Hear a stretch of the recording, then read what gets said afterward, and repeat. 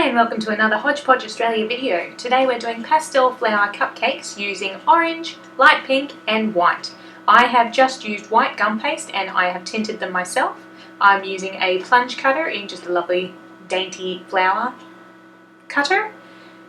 I've got using 3 different sizes. This one comes with 4 sets, another even smaller one, but I'm just using the 3 larger settings today. So we're going to start by rolling out some orange fondant. You've seen me roll out fondant before, I'm sure you've practiced it yourself, so you don't need to see it again. Rolling it out, we're going to use our plunge cutter and we're going to want a lot of flowers, so we're going to give it a little bit of a wiggle and we're just going to go along all of this rolled out fondant. We're going to give it a good jiggle and we're going to do lots of cuts of all the different sizes. Then we're going to punch them out when that's done and we're going to place them on the baking paper to dry.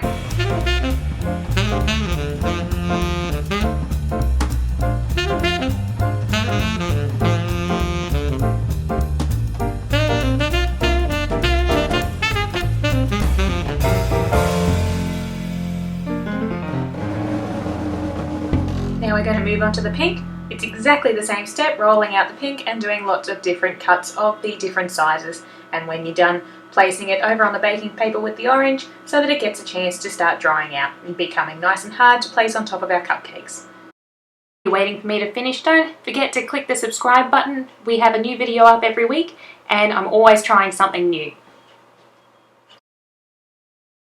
Let's go ahead and do the same thing with the white. Rolling it out, white's nice and easy, don't even have to colour it, punching them out, popping them on the baking paper, and then we'll move on to putting our cupcakes together.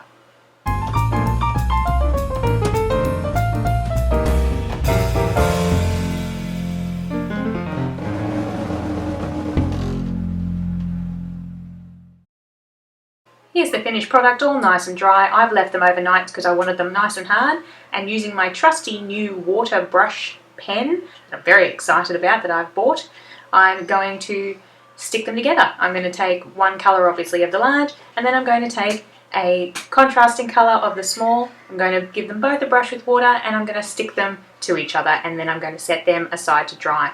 I do make sure that I have 2 each of each corresponding colour, so I'll have 2 white with pink, 2 white with orange, 2 pink with white. I can be a little bit OCD with these sorts of things. I like to have even numbers, even though I've got 3 different colours, they all match well and I have the even numbers. But it's up to you, you can play with the colours if you want to have all pink and all white, and this is the finished product anyway. Moving on, Erin.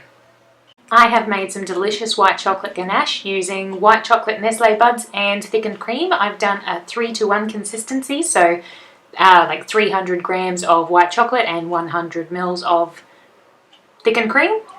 I'm letting that cool, and while I do that I'm just going to cut a small hole into my cupcake so that I can fill the ganache into there. So I like cupcakes, I love decorating cupcakes, but once you get past the icing it can get a bit boring if you don't fill it, so I'm going to put some white ganache in so that as you bite into the cupcake you still get that lovely moist flavour of the chocolate.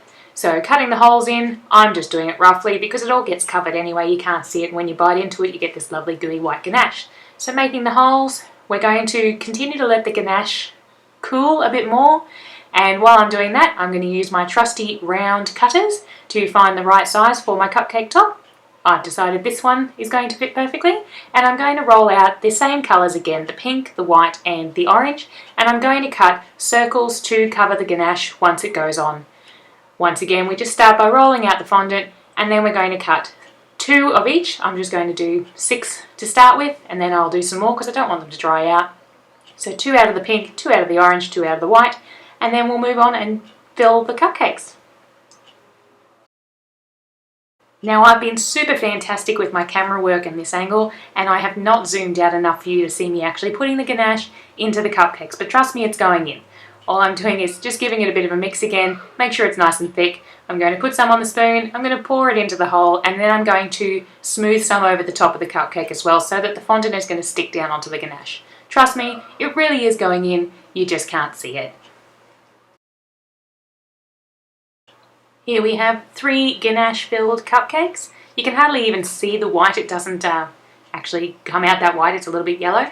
But then we're going to take our round cups of the fondant in each of the different colours, we're going to place it on the top and we're going to smooth it out.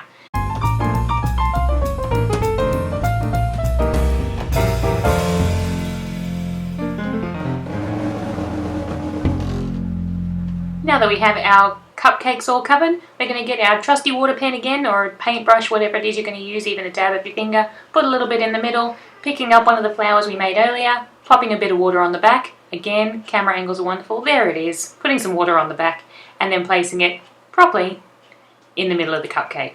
Doing the same for the pink and the orange, and then we will also add one of the smaller versions with the opposite colours, or just with the colours around the other way, and we're going to put that on the side.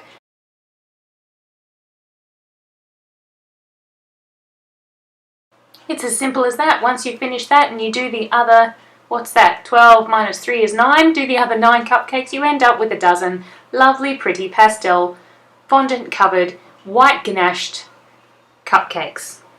You can also pair these cupcakes up with my pinwheel cake that I have also started doing. It is exactly the same technique, except you also add some pinwheels, which I will add in a future tutorial.